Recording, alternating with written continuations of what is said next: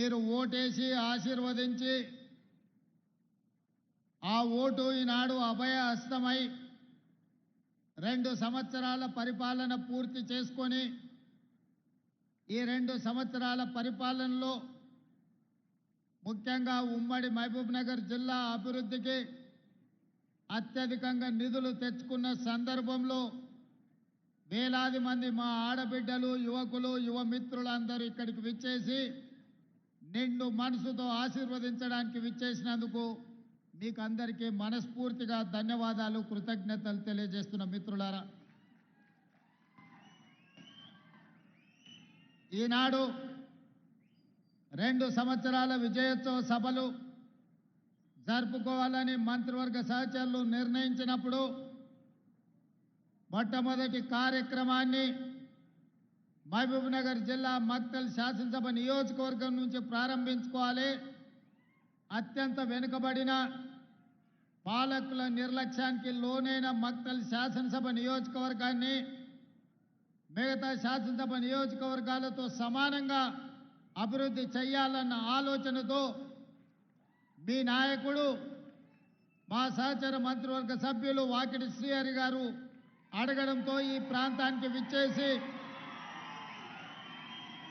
నిజమే కదా ఇన్నాళ్ళు కోన్ పూచేగా మక్తల్ అని మాట నానుడిని కాదని సబ్ కుచ్ పూచేగా సబ్ కుచ్ ఆయేగా మక్తల్ అని చెప్పి ఈనాడు మీ అందరి సమక్షంలో 2వ సంవత్సర విజయోత్సవ సభల్ని మక్తల్ నుంచి ప్రారంభించుకోవడం నాకు చాలా సంతోషాన్ని కలిగించింది. మిత్రులారా, ఉమ్మడి రాష్ట్రంలో చూసినాం, ప్రత్యేక తెలంగాణలో చూసినాం. ఎవరు ఉన్నా ఎవరు వచ్చినా ఎన్నికలప్పుడు ఎమ్మెల్యేలను గెలిపించండి, మేము అధికారంలో ఉంటాం, అధికార దర్పాన్ని ఎలగబెడతామని అడిగినోళ్ళే. కానీ మన మక్తల్ నారాయణపేట కొడంగల్ ప్రాంతాలకు నీళ్లు కానీ నిధులు ఇవ్వాలి అని అధికారాన్ని పంచాలి అని ఏనాడు కూడా ఆలోచన చేయలే.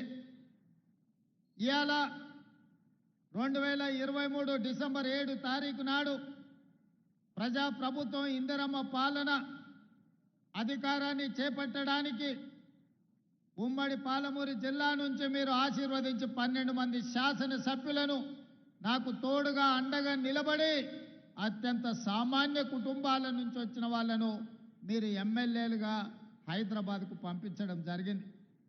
12 మంది సోదరులను ఒక బలగంగా ఒక బంధువులుగా ఈ ప్రాంతం నుంచి మీరు నాకు అండగా నిలబడడానికి అందించడంతో తెలంగాణ రాష్ట్రానికి 2వ ముఖ్యమంత్రిగా ఈనాడు పార్టీ ప్రజలు ఆశీర్వదిస్తే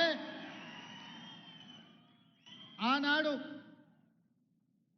నిజాం నవాబ్ల నుంచి నిజాం సర్కార్ నుంచి స్వతంత్రం వచ్చి మొట్టమొదటి హైదరాబాదు రాష్ట్రం ఏర్పడ్డప్పుడు మన పాలమూరు బిడ్డ బూరుగుల రామకృష్ణారావు గారు మొట్టమొదటి ముఖ్యమంత్రిగా బాధ్యతలు చేపట్టిండు.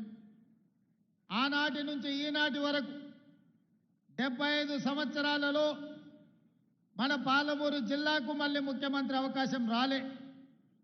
ఎవరు ఈ ప్రాంతానికి మంత్రులైనా ఆ ముఖ్యమంత్రుల చెప్పు చేతల్లో కట్టు బానిసలుగా కొనసాగడం వల్ల మన జిల్లా అభివృద్ధి కార్యక్రమాలు జరగలేదు. వలసలు వెళ్ళే ఈ జిల్లా తట్ట పని పార పని మట్టి పని కోసం ఇతర రాష్ట్రాలు ఇతర దేశాలకు బ్రతకడానికి వలస వెళుతున్న మన కష్టాలను మన కన్నీళ్లను తీర్చడానికి ఎవరు బాధ్యత తీసుకోలే.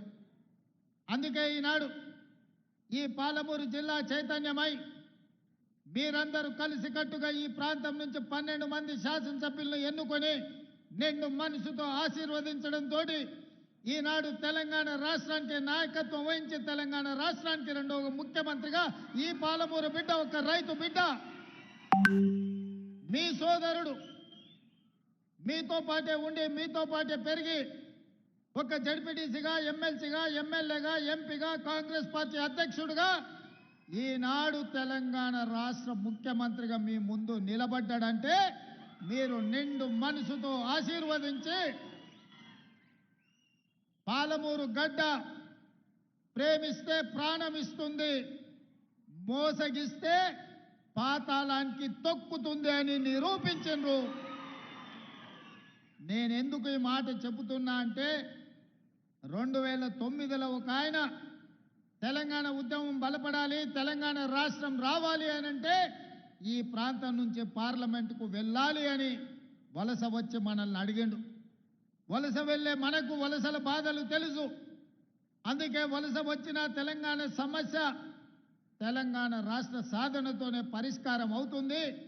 తెలంగాణ రాష్ట్రం వస్తే మా కల్వకుర్తి ఎత్తిపోతల, మా జూరాల, మా నెట్టంపాడు, మా కోయిల్ సాగరు, మా భీమా, మా పాలమూరు రంగారెడ్డి ఎత్తిపోతల పథకాలు పూర్తయితే మా జిల్లాలో లక్షలాది ఎకరాలకు నీరు పారుతుంది, పచ్చని పంటలు పండుతాయి, మా జీవితాలలో వెలుగులు వస్తాయి అని ఆశించి ఆనాడు ఆశీర్వదించినాం.